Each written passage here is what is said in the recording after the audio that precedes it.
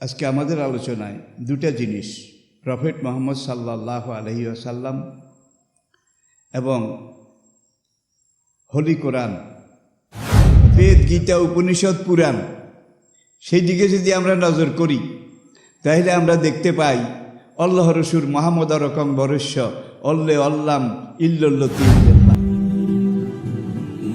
Islamic Voice. Follow Islam as your lifestyle. বিসমিল্লাহির রহমানির রহিম। দূরে এবং কাছে, দেশে এবং প্রবাসে এই মুহূর্তে আমাদের সাথে সম্পৃক্ত হয়েছেন এবং হবেন, সবাইকে আহলান সাহলান, খোশ আমোদেদ এবং মোবারকবাদ জানিয়ে শুরু করছি আজকের আমাদের নির্ধারিত সংক্ষিপ্ত বিষয়ের উপরে আলোচনা। Muhammad is the superman of the world. Muhammad সাল্লাল্লাহু আলাইহি সাল্লাম জগতের সর্বশ্রেষ্ঠ একমাত্র পূর্ণাঙ্গ মানুষ। প্রথমেই আমি আসুন এনসাইক্লোপিডিয়া ব্রিটানিকা নবম সংস্করণ, সেখানে সোনার অক্ষরে তারা উল্লেখ করেছে এবং স্বীকার করেছে, as a religious teacher, as a founder, as a ruler, as a leader, as a commander, as a law giver, as a law maker, as a justice, Muhammad, peace be on him, is the superman of the world. এখানে একটা জিনিস প্রণিধানযোগ্য, encyclopedia লিখেছে Muhammad is the superman, is, কিন্তু encyclopedia এটা লেখেনি Muhammad peace be on him was the superman. তিনি ছিলেন তার যুগের সার্থক শ্রেষ্ঠ পরিপূর্ণ মানুষ, সেই যুগের সুপারম্যান ছিলেন। এনসাইক্লোপিডিয়া লিখেছে মুহাম্মদ ইজ দ্য সুপারম্যান, আর ইংরেজিতে ইজ শব্দটা প্রেজেন্ট কন্টিনিউয়াস টেন্স, চলমান বর্তমান, ঘটমান বর্তমান। তাহলে তিনি তার যুগের শ্রেষ্ঠ ছিলেন। পরবর্তীতে সকল যুগে, কাল পরম্পরায়, যুগ পরম্পরায়, সময় পরম্পরায়, আজও সময়ের নিরিখে যদি আমরা তাকে একবার অবজারভেশন করি, পর্যবেক্ষণ করি, অনুধাবন করি, তাহলে শুধু মুসলমান জাতি নয়, অমুসলিম জাতি, ধর্ম, বর্ণ নির্বিশেষে সকল বিশেষজ্ঞ, একমাত্র নাস্তিক ছাড়া, তারা বলেছে মুহাম্মদ সাল্লাল্লাহু আলাইহি সাল্লাম is the superman of the world. এখানে ইজ শব্দ ব্যবহার করাতে আরেকটা জিনিস প্রমাণিত হয়েছে, তিনি ছিলেন, তিনি আছেন, তিনি থাকবেন। তাহলে দুনিয়া ধ্বংস হওয়া পর্যন্ত মুহাম্মদ সাল্লাল্লাহু আলাইহি সাল্লাম সবার উপরে। এবারে আসুন কোরআন কি বলছে। লাকাদ কানা লাকুম ফি রাসূলিল্লাহি উসওয়াতুন হাসানা। আমার পাঠানো এই রাসূল নবী মুহাম্মদ সাল্লাল্লাহু আলাইহি সাল্লামের চলা বলা, কর্মধারা, আচার আচরণ, জীবনপঞ্জি, সব কিছুর ভিতরে তোমাদের জন্য রয়েছে উসওয়াতুন হাসানা, সুন্দরতম, শ্রেষ্ঠতম, পরিপূর্ণ আদর্শ। অন্য আয়াতে আল্লাহ পাক ইরশাদ করেছেন ইন্নাকা লাআলা খুলুকিন আযীম। ইরশাদ হচ্ছে, ওগো বন্ধু মুহাম্মদ সাল্লাল্লাহু আলাইহি ওয়াসাল্লাম, আপনাকে, আপনার নবুয়ত সত্তাকে, আপনার ব্যক্তিত্বকে আমি আল্লাহ রাব্বুল আলামিন মানবতার সকল প্রকার চারিত্রিক গুণাবলী, সকল প্রকার বৈশিষ্ট্যতম করে সৃষ্টি করেছি। বলা হয়েছে যে মা আতাকুমুর রাসূলু ফাখুযুহু ওয়া মা নাহাকুম আনহু ফান্তাহু। সুতরাং হে দুনিয়ার মানুষ, তোমরা যদি পরিপূর্ণ মানুষ হতে চাও, পারফেক্ট মানুষ হতে চাও, সাহেবে তাকওয়া, একজন সত্যিকার খাঁটি মানুষ হতে চাও, তাহলে তোমরা একমাত্র এই মুহাম্মদ সাল্লাল্লাহু আলাইহি ওয়াসাল্লাম তাঁর জীবনপঞ্জি এটাকে সামনে রেখে ইতাআত আনুগত্য করে তোমরা পরিপূর্ণ মানুষ হতে পারবে। আমি তো আয়াত যদি বেশি বলতে যাই তাহলে মূল আলোচনা থেকে যাবে। আবার নবীজি বলেছেন হাদিস, বয়েস্ত লেউতাম্মেমা মকারেমাল আখলাক, মানুষের নৈতিক, মানবিক, সার্বিক, চারিত্রিক আচার আচরণ, চারিত্রিক বৈশিষ্ট্য সমূহকে সফলতার, পূর্ণতার উচ্চাঙ্গের কাঞ্চনজঙ্ঘায় পৌঁছে দেওয়ার জন্যে মহান আল্লাহ রাব্বুল আলামিন আমাকে বিশ্বের সবচাইতে সার্থক, সুন্দর, পরিপূর্ণ মানুষ করে পাঠিয়েছেন। আল্লাহু আকবার। উম্মত জননী আম্মাজান আয়েশা রাদিয়াল্লাহু তাআলা আনহা, তার থেকে যে হাদিসটা এসেছে, এক সাহাবী এসে নবীজির ইন্তেকালের পরে দরজার সামনে দাঁড়িয়ে আরজ করলেন, আম্মাজানের হুজরা মোবারকের সামনে দাঁড়িয়ে, এতদিন তো নবীজি আমাদের সামনে ছিলেন, নবীজিকে দেখে দেখে, শিখে শিখে, তাঁর পদাঙ্ক অনুসরণ করে আমরা আমাদের জীবনের খুঁটিনাটি সব কিছু জীবন আদর্শ খুঁজে নিয়েছি এবং সেইভাবে আমাদের জীবনকে পরিচালিত করেছি। নবী তো মদিনার জমিনের নিচে দাফন হয়ে গিয়েছেন। নবীর বিবি হিসেবে, উম্মতের জননী হিসেবে স্বামীর চরিত্রের খুঁটিনাটি তলিয়ে খতিয়ে গভীরভাবে যাচাই বাছাই নিরীক্ষণ করে নিজের বিবি যেইভাবে জানে, নিজের স্ত্রী স্বামী চরিত্র যেইভাবে জানে, দুনিয়ার অন্য কোনো মানুষ সেইভাবে এত খুঁটে খুঁটে তল্লাশি করে জানে না, জানা সম্ভব নয়। আম্মা জান, আমি আপনার কাছে এই জন্য এসেছি, সংক্ষেপে এক কথায় আপনি আমায় বলুন, আপনার স্বামী, আমার নবী, বিশ্ব নবী, তার চরিত্র কেমন ছিল?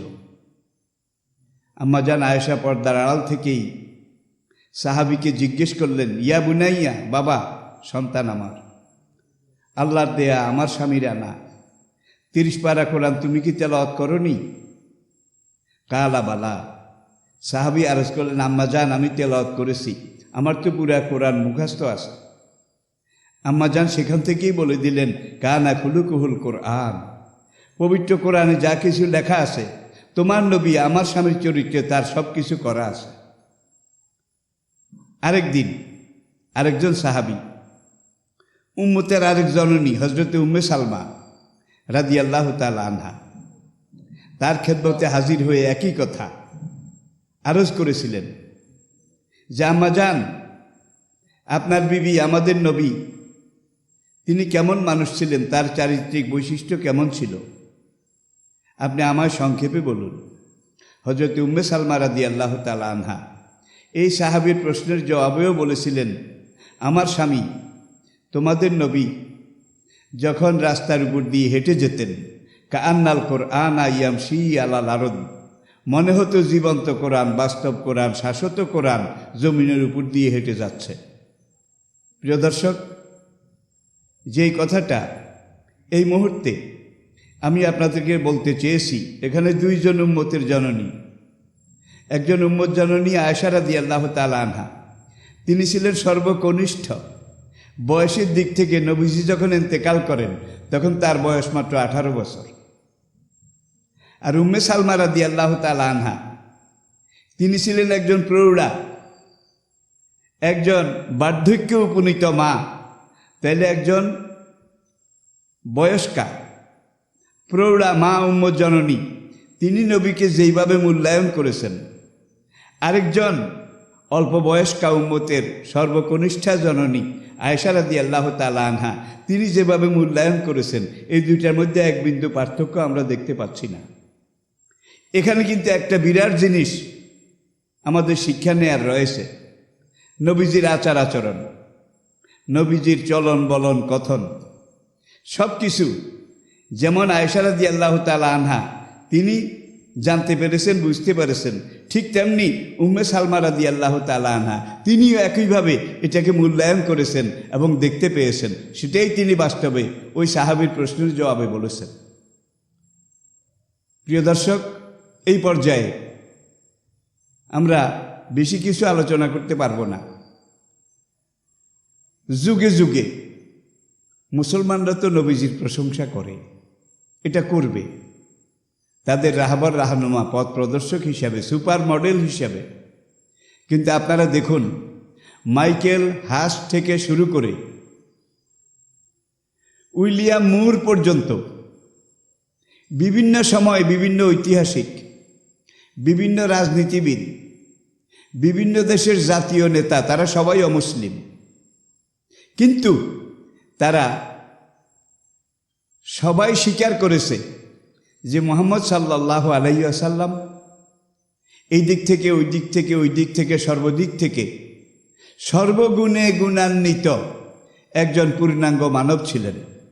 বার্ট্রান্ড রাসেল তিনি ত্যাগ করে পরিষ্কার করে বলেছেন, আজকের এই সংঘাতের যুগে, অশান্তির যুগে মুহাম্মদ সাল্লাল্লাহু আলাইহি সাল্লাম তার মতো একজন মানুষ সেই আদর্শ নিয়ে ডিক্টেটর হয়ে যদি দুনিয়াকে শাসন করতে পারতেন, তাহলে দুনিয়ার সব অশান্তি দূর হয়ে যেত, পুরা দুনিয়াতে শান্তির ফল্গুধারা প্রবাহিত হতো।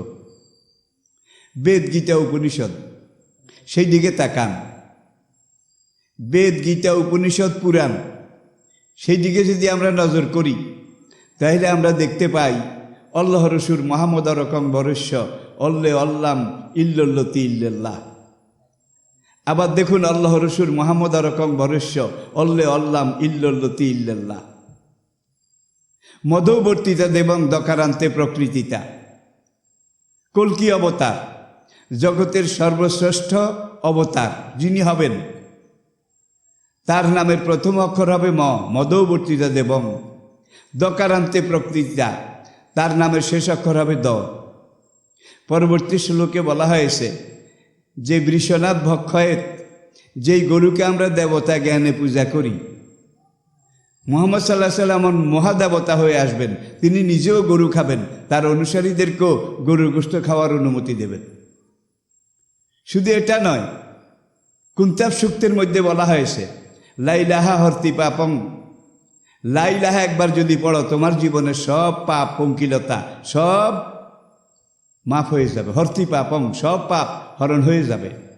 এরপরে বলা হচ্ছে, যদি নিদানকালে আরেক আত্মার জগতে মরার পরে তুমি যদি মুক্তি নিষ্কৃতি লাভ করতে চাও, শ্লোকের শেষাংশ তজপি নাম মোহাম্মদ, তাইলে লা ইলাহা এটার সাথে মুহাম্মদ সাল্লাল্লাহু আলাইহি ওয়াসাল্লামের নাম, এটাকে মেনে নাও, জেনে নাও।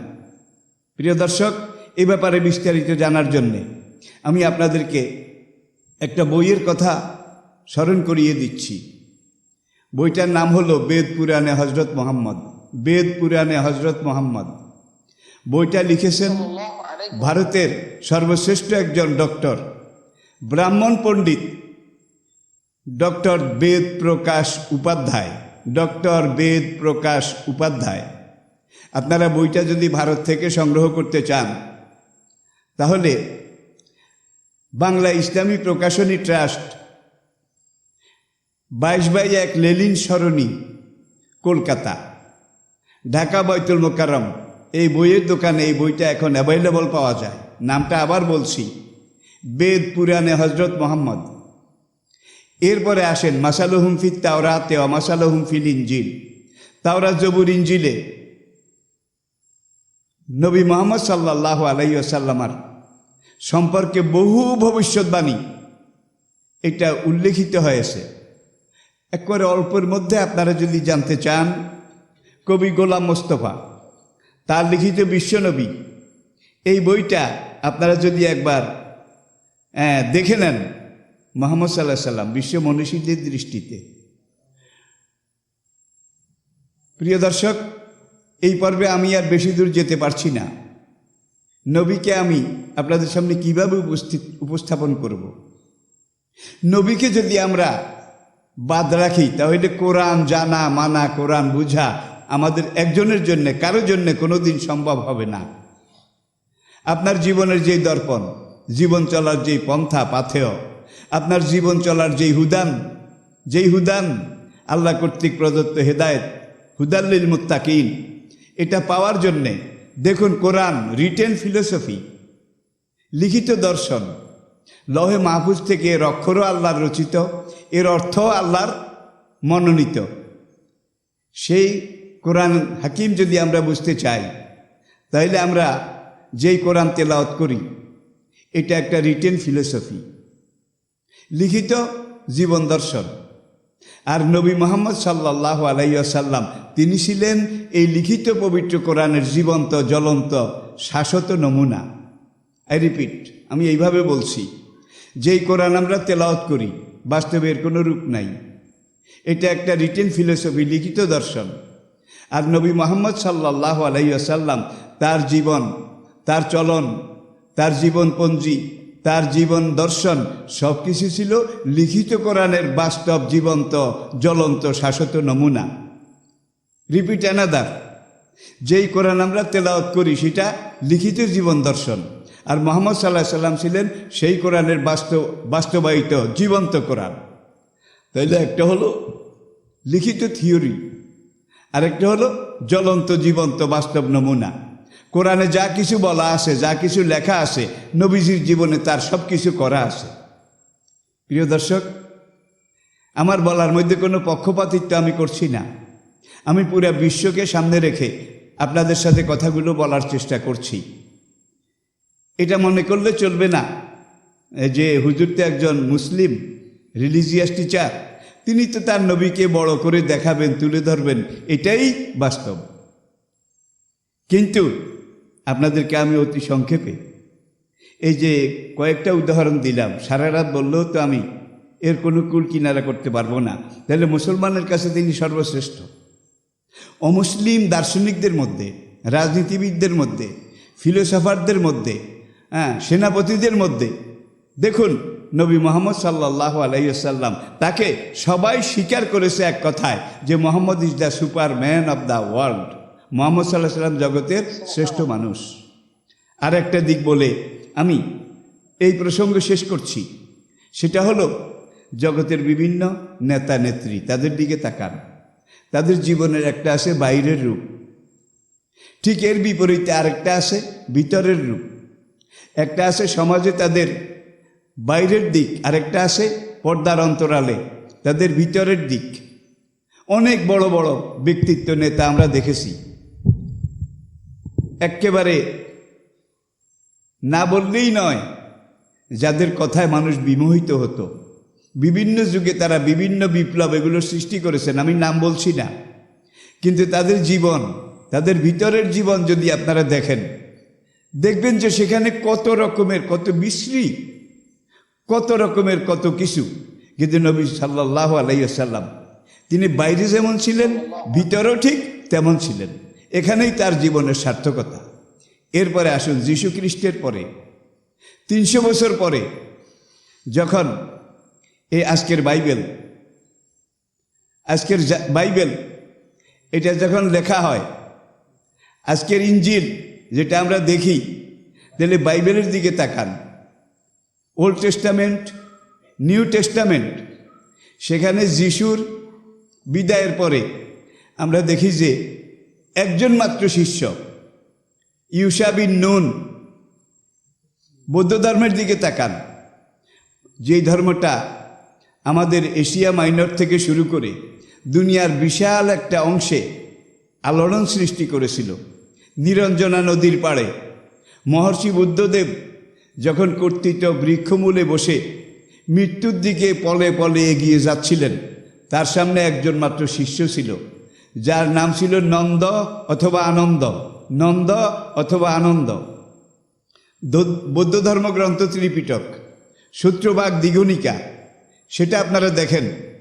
আনন্দ একদিন এই বুদ্ধদেবের শেষ মুহূর্তে তার কাছে জিজ্ঞাসা করলেন, হে অহিংসা নীতির রাজা বুদ্ধদেব, আপনি তো চলে যাচ্ছেন, who will teach us religion after you? আমি ইংরেজি ভার্সন থেকে বলছি, আপনি চলে যাওয়ার পরে আমরা কার কাছে ধর্মজ্ঞান শিখব?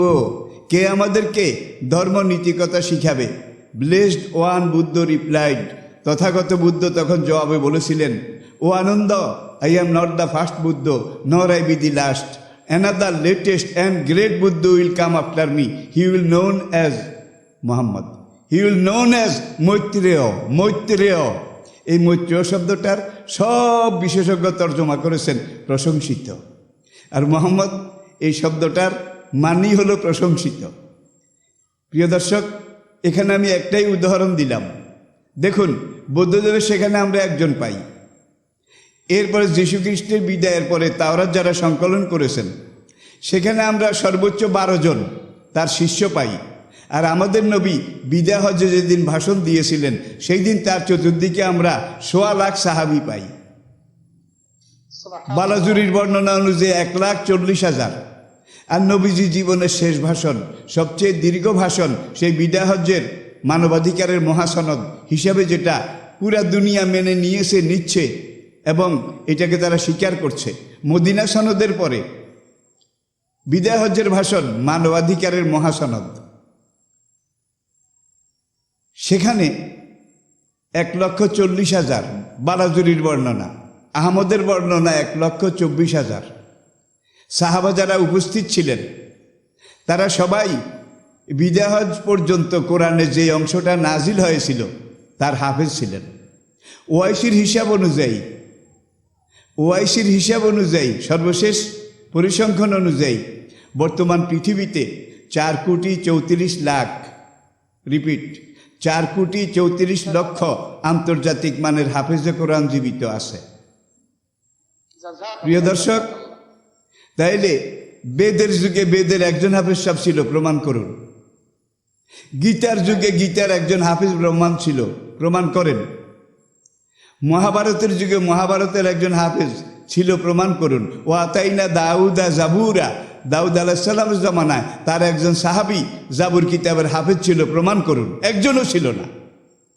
কিন্তু কোরআন, মহাগ্রন্থ আল কোরআন যেদিন থেকে নাজিল শুরু, এদিন থেকে হাফেজ শুরু। তাহলে বোঝা গেল একদিকে কাগজে সংরক্ষিত আছে। Holy Quran is the super book of the world. এই হোলি কোরআন একদিকে কাগজে লিখিতভাবে আছে, আরেকদিকে 4,34,00,000 বর্তমান এই চলমান সময় হাফেজদের সিনার মধ্যে সংরক্ষিত আছে। ওলাকা দিয়ে সারনাল কোরআনা লিযিকরি ফাহাল মিন মুদ্দাকির। আল্লাহ পাক ইরশাদ করেছেন, এই কোরআন যারা মুখস্থ করতে চায় তাদের জন্য মুখস্থ করা আমি আল্লাহ সবচেয়ে সহজ করে দিয়েছি। যার জন্য 6 বছরের একটা বাচ্চা, মাত্র 6 বছর, এখন পর্যন্ত ভালো করে কথাও ফুটেনি, এই 6 বছরের বাচ্চাটা স্টেজে দাঁড়িয়ে 30 পারা কোরআন মুখস্থ শুনিয়ে দিচ্ছে। এটা আপনারা জানেন। 6 বছর, 7 বছর, 8 বছর এক একটা কচি শিশু, তারাও এই কোরআনকে হেফজ করে ফেলতেছে। এটি এই জন্যেই ইন্না নাহানু নাজ্জালনা যিকরা ও ইন্না লাহু লাহাফিজুন। সেই কোরআন যিনি নাজিল করেছেন তিনি ইরশাদ করেছেন, এই কোরআন আমি নাজিল করেছি, আর কিয়ামত পর্যন্ত এই কোরআন হেফাজত করার দায়িত্ব আমি আল্লাহ আমার নিজের হাতে নিয়েছি। তাইলে একদিকে লিখিতভাবে সংরক্ষিত, আর আপনারা দেখুন উসমান রাদিয়াল্লাহু তাআলা আনহু তার খেলাফতের জমানায় কোরআনের যেই সরকারি কপি, রাজকপি, এটা তখন তো ছাপাখানা ছিল না, কাতেব লিখক তারা লিখতেন। সেখানে ব্রিটিশ মিউজিয়ামের যেই কপিটা আছে, যে holy Quran written by the caliph Osman রাদিয়াল্লাহু তাআলা আনহু, তুরস্কের তোপকাপি মিউজিয়ামে যেই কপিটা আছে, the holy Quran written by caliph Osman রাদিয়াল্লাহু তাআলা আনহু, রাশিয়ার মস্কো জাদুঘরে মিউজিয়ামে যেই কপিটা আছে, the holy Quran written by the caliph Osman রাদিয়াল্লাহু তাআলা আনহু, বর্তমান পৃথিবীতে 6টা কপির সন্ধান পাওয়া যায়, যার মধ্যে একটা কপি মদিনায়ে মুনাওয়ারায় মুহাফেজখানায় সংরক্ষিত আছে। এই কপিগুলো একটার সাথে আরেকটা মিলান। অন্যান্য ধর্ম দর্শন আমি সমালোচনা সুরে বলছি না, তাওরাত বলেন, জবুর বলেন, ইঞ্জিল বলেন, বেদ বলেন, গীতা বলেন, উপনিষদ বলেন, একটার সাথে আরেকটার মিল নেই। এক সংস্করণের সাথে আরেক সংস্করণের দূরতম কোনো সম্পর্ক নেই। প্রিয় দর্শক, আপনার ঘরে কোরআনের যেই কপিটা আছে, এই কপিটাকে আপনি ওই ব্রিটিশ মিউজিয়ামের কপি হজরত ওসমানের, সংরক্ষিত লিখিত যেই কপি, সেখানে 22 জন হাফেজের দস্তখত আছে ব্যাক ইনার। আমি ব্রিটিশ মিউজিয়ামে আমার গাইড অক্সফোর্ড ইউনিভার্সিটির একটা ছাত্রী, ওর নাম ছিল শিনা, SHINA। যখন সে আমাকে কোরআনের এই কপিটা দেখালো, আমি বিভিন্ন জায়গায় সুইচ টিপে পড়লাম। অ্যান্টিম্যাগনেটিক বুলেট প্রুফ গ্লাসের বক্সের ভিতরে সেটা সংরক্ষিত আছে। সব দেখার পরে আমি বললাম, my dear Sheena, I use to see the last inner of the holy book. আমি এটার ভিতরের ব্যাক পৃষ্ঠার ভিতরের অংশ দেখতে চাই। সে হেসে আমাকে সুইচ টিপে দেখাই দিল, এই দেখো ব্যাক পেজ। সেখানে আমি দেখেছি 22 জন কাতেব, তাদের দস্তখত আছে। যে নবীজির কাছে লহে মাহফুজে যেই কোরআন 23 বছরে নাজিল হয়েছিল, নবীর জীবনের শেষ সবে কদরে, লাইলাতুল কদরে জিবরাইল এসে আগেই বলে দিলেন, ইয়া রাসূলুল্লাহ, কোরআন নাজিল শেষ হয়ে যাচ্ছে, নবীর জীবনের শেষ লাইলাতুল কদর। আজকে আল্লাহর নির্দেশ মতো আমি লহে মাহফুজের চার্ট, লহে মাহফুজের তক্তি, লহে মাহফুজের যেখানে কোরআন লেখা, আল্লাহ আমাকে নির্দেশ দিয়েছেন আমি লহে মাহফুজ দেখে দেখে কোরআন তেলাওয়াত করব। আর আপনি আপনার কোরআনের যারা কাতিব, যারা লেখক, তাদেরকে সামনে ডাকেন। আমি যেইভাবে তেলাওয়াত করব, আমি যেভাবে শুরু করব, তাদের কাছে 30 পারা কোরআন লিখিত আছে। তারা যেন এই আমার আজকের তেলাওয়াত অনুযায়ী কোরআনের সূচিপত্রটা সাজিয়ে নেয়। তাহলে জিবরাইল লহে মাহফুজ থেকে তেলাওয়াত করেছেন। কিভাবে করেছেন? বিসমিল্লাহির রহমানির রহিম, আলহামদুলিল্লাহি রাব্বিল আলামিন। এখান থেকে শুরু করে আলিফ লাম মিম যালিকাল কিতাবু লা রাইবা ফি, এই শুরুর পর থেকে মিনাল জিন্নাতে ওয়ান নাস। লহে মাহফুজে ঠিক যেইভাবে লেখা আছে, মহাগ্রন্থ, একমাত্র গ্রন্থ, মুসলমানের সৌভাগ্যের পরশমণি মহাগ্রন্থ আল কোরআন, ঠিক সেইভাবে দুনিয়ার বুকে সংরক্ষিত আছে। প্রিয় দর্শক, দুনিয়াতে যেই কোরআনগুলো লিখিত আছে বর্তমানে, এগুলা সব সিজ করে তুলে নিয়ে কোনো একটা বড় জাহাজে ঢুকিয়ে ভারত মহাসাগরের মাঝখানে নিয়ে বম্বিং করে জাহাজটা এমনভাবে ডুবিয়ে দেন যাতে পৃথিবীর কোনো ঘরে, কোনো কন্দরে কোরআনের একটা কপিও অবশিষ্ট না থাকে। এইভাবে নিয়ে পুরো কোরআন সেখানে ডুবিয়ে দেন। ডুবিয়ে দিলে কোরআন কি হারিয়ে যাবে? যার জন্যে আল্লাহ পাক এমন টেকনিক এখানে প্রয়োগ করেছেন। শব্দের গ্রন্থ নাই, ভাবের দোত নাই, সুরের ব্যঞ্জনায়, ফসাহাত এবং বালাগাত সব কিছু মিলিয়ে আল্লাহ পাক এটাকে এমনভাবে রচনা করে, এমনভাবে আল্লাহ পাক নিজের এই গাঁথুনিতে এটাকে গ্রন্থাকারে ওহী হিসাবে নবীর কাছে নাজিল করেছেন। যেইভাবে নাজিল হয়েছে সেইভাবে আসে। ঠিক যখন সময় আসবে, নবীজি ইরশাদ করেছেন, তোমরা সবাই যখন কোরআন ছেড়ে দেবে, কোরআন থেকে দূরে সরে যাবে, দুনিয়ার সব কিছু করবে কিন্তু কোরআনের কাছে আসবে না, কোরআনের ধার ধারবে না, কোরআনকে অবহেলা অবজ্ঞা করবে, তখন মদিনার কোরআন তোমাদের সবাইয়ের ঘর থেকে বিদায় হয়ে আমার সিনার মধ্যে আবার চলে আসবে। সেদিন তওবার দরজা বন্ধ হয়ে যাবে, সেদিন সূর্য পশ্চিম দিকে উঠবে, সেই দিন আর সূর্য উত্তাপ দেবে না, সেই দিন নক্ষত্রগুলো আর টিম টিম করে জ্বলবে না, সেই দিন দুনিয়ার যত রকমের তথ্য প্রযুক্তি, জ্ঞান, বিজ্ঞান সব কিছু লক আপ হয়ে যাবে, সব কিছুতে তালা মেরে দেওয়া হবে, সব কিছু বন্ধ হয়ে যাবে। প্রিয় দর্শক, তাইলে আমি একই পর্যায়ে দুটো দিক নিয়ে এসেছি এবং আমি বলার চেষ্টা করেছি।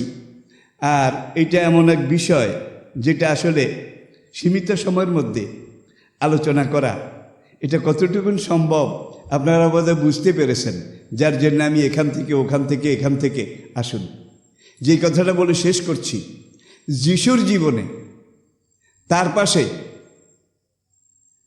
যখন যিশু খ্রিস্ট তার জীবনের শেষ বক্তব্যটা দিয়েছিলেন, কোরআন যেটাকে এইভাবে ওহী হিসাবে আমাদেরকে উপহার দিয়েছে, ওই কালা ঈসা ইবনে মারিয়ামা লিল হাওয়ারিয়িনা মান আনসারি ইলাল্লাহ কালাল হাওয়ারিয়ুনা নাহানু আনসারুল্লাহ ফাআমানাত তায়ফাতুম মিন বানি ইসরাঈলা ওয়া কাফারাত তায়ফা ফাআইয়াদনাল্লাযীনা আমানু আলা আদুবিহিম ফাসবাহু জাহিরিন।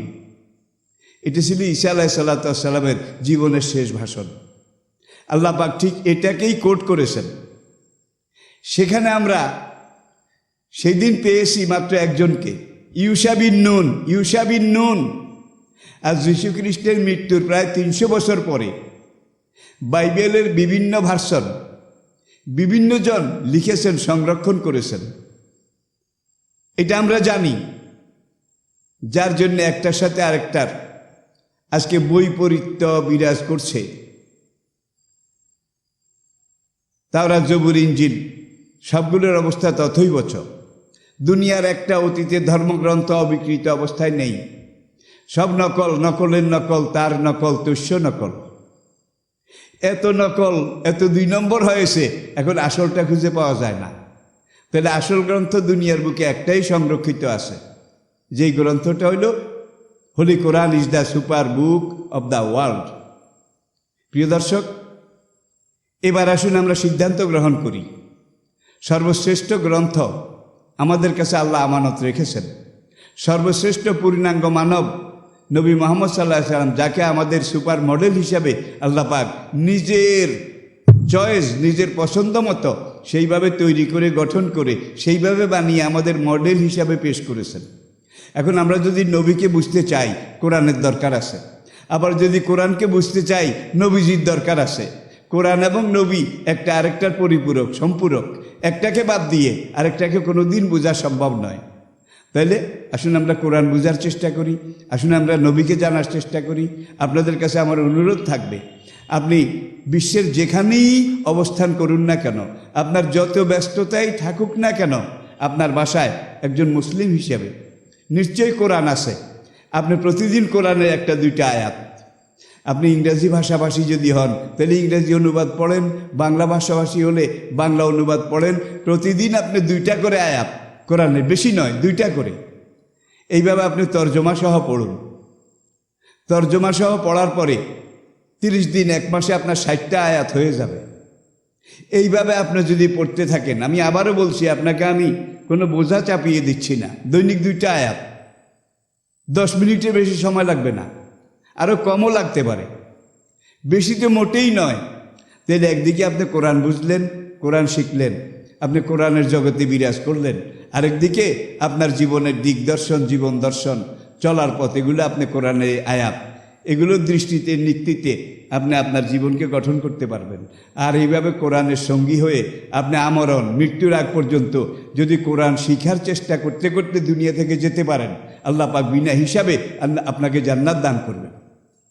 যে আমার এই বান্দা, আমার বাণী, মহাগ্রন্থ কোরআন, এটাকে শিখতে শিখতে মারা গেছে। কোন আলেমান আও মুতাআল্লিমান আও মুস্তামিয়ান আও মুহিব্বান। হয় তুমি কোরআন শিখে আলেম হয়ে আমার কাছে আসো, এটা যদি না পারো কোরআন শিখার চেষ্টা করতে করতে আসো। এটাও যদি না পারো, কোরআন যারা জানে তাদেরকে ভালোবাসা, তাদের সাথে মহব্বত রেখে রেখে আসো। এটাও যদি না পারো, তাহলে মুস্তামিয়ান, যেখানে কোরআনের কথা বলা হয় সেখানে গিয়ে অন্তত কিছু কথা শুনে আসো। এই 4 জনের একজন হও। ওলা তাকুনিল খামেসা, 5 নম্বরে যেও না ফাতুহলেক, তাহলে তুমি ধ্বংস হয়ে যাবে। তাহলে এই কোরআন আমাদের রক্ষা কবচ। আর এই কোরআনকে রক্ষা কবচ হিসেবে আমরা কিভাবে আমাদের হৃদয়ের গভীরতম কন্দরে ধারণ করব।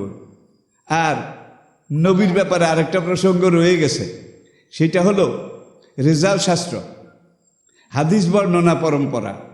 ইনসাইক্লোপিডিয়া ব্রিটানিকা লিখেছে সোনার অক্ষরে, দুনিয়ার মধ্যে মুসলমান একমাত্র শ্রেষ্ঠ জাতি, সার্থক জাতি, যারা তাদের নবীকে কিয়ামত পর্যন্ত দুনিয়ার সামনে জীবন্ত শাশ্বতভাবে রাখার জন্যে নবীর ডানে বামে সামনে পিছনে নবীর হাদিস যারা বর্ণনা করেছেন, 6 লক্ষ সোনার মানুষের জীবন রেজাল শাস্ত্র, আবার বলছি রেজাল শাস্ত্র, 6 লক্ষ সোনার মানুষের জীবনকে সোনার অক্ষরে লিখে রেখেছে। সেটা মুসলমান জাতি। হাদিস সংকলনের ইতিহাস দেখুন, রেজাল শাস্ত্র এটাকে দেখুন, হাদিস বর্ণনা এই পরম্পরা এটাকে দেখুন। 6 লক্ষ সোনার মানুষ যারা নবীর হাদিস বর্ণনা, হাদিস রাওয়ায়াতের সাথে সম্পৃক্ত। এই 6 লাখের মধ্যে এমন একজন ব্যক্তি নেই যে জীবনে একবার মাত্র একটা মিথ্যা কথা বলেছে। এই 6 লাখের মধ্যে এমন একজন ব্যক্তি নেই যে জীবনে মাত্র একবার ওয়াদা খেলাপ করেছে। এই 6 লাখের মধ্যে এমন একজন মানুষও নেই যে জীবনে একবার প্রতারণা করেছে, ধোঁকাবাজি করেছে। এই 6 লাখের মধ্যে এমন একজন লোকও নেই যে লোকটা দোকানে বসে চা খেয়েছে, বাজারে হাঁটতে হাঁটতে চীনাবাদাম খেয়েছে। বাজারে হাঁটতে হাঁটতে চীনাবাদাম খাওয়া হারাম নয়, দোকানে বসে চা খাওয়া এটাও হারাম নয়, কিন্তু তাকওয়ার খেলাফ। তাকওয়ার খেলাফ, যার জন্য যারা পারফেক্ট মানুষ, আপনারা সাহাবি, তাবি, তাবে তাবি, 3 প্রজন্ম, কুরুনে সালাসা, আইমাদের ইতিহাস দেখুন। দোকানে আপনি এখন চা খাওয়ার জন্য গিয়েছেন, দোকানদার একটা এই কাপটাকে একটু আগে এমন একটা লোক খেয়ে গিয়েছে যে হয়তো মদ খেয়ে এই পেয়ালায় চা খেয়েছে। এমন একজন মুশরিক, ইন্নামাল মুশরিকুনা নাজাস, সে খেয়ে গেছে, পবিত্রতা এটা ব্যাহত হয়, যার জন্য তারা এইটাকে পর্যন্ত পরহেজ করেছেন, এগুলাকে পর্যন্ত বাদ দিয়েছেন। এইভাবে একবারে যাচাই বাছাই করা 6 লক্ষ সোনার মানুষ যারা নবীকে ঘিরে আসেন, 6 লক্ষ সোনার মানুষ যারা নবীকে ঘিরে আসেন, হাদিস বর্ণনার সাথে যারা সম্পৃক্ত রয়েছেন, তাদের মধ্যে এমন একজন লোক নেই যিনি তাকওয়ার খেলাফ জীবনে একটা মাত্র কাজ করেছেন। তাহলে নবীর জীবনের সাক্ষী আমরা কত পাই? এই 6 লাখ ছাড়া আরও কত লাখ আছে। নবীর জমানা, সাহাবাদের জমানা, তাবিন, তাবে তাবিনদের জমানা, কুরুনে সালাসা বা 3 প্রজন্ম, এই পর্যন্ত আমরা যদি হিসাব করি তাহলে আমাদের সামনে এটা পরিষ্কার হবে যে নবীকে ঘিরে আসেন। আজকে দুনিয়ার প্রায় 200 কোটি মানুষ, 200 কোটির উপরে মানুষ যারা কোরআনকে ঘিরে আসে, নবীকে ঘিরে আসে। এরপরে আসুন সাহাবায়ে কেরামের জামানা, তারা নবীকে ঘিরে আসেন। তারপরে আসুন হাদিস যারা বর্ণনা করেছেন, যেই 6 লাখের কথা আমি বললাম, তারা সবাই সোনার মানুষ, তারা সবাই পারফেক্ট মানুষ। তাহলে যারা নবীর হাদিস এটার সাথে সম্পৃক্ত, নবীর রেসালতের সাথে সম্পৃক্ত, যারা হাদিস বর্ণনার সাথে সম্পৃক্ত, তাদের জীবনে 6 লাখের মধ্যে একজন ব্যক্তিও পাওয়া যায়নি জীবনে একবার ওয়াদা খেলাপ করেছেন। পাবেন আপনি অন্য কোথাও, পাবেন আপনি অন্য কোথাও। যার জন্যে প্রিয় দর্শক, আপনাদের কাছে আমি অনুরোধ করছি, আসেন আমরা কোরআনকে জানার চেষ্টা করি। আসুন আমরা আমাদের সুপারম্যান, আমাদের সুপার মডেল নবীকে জানার চেষ্টা করি।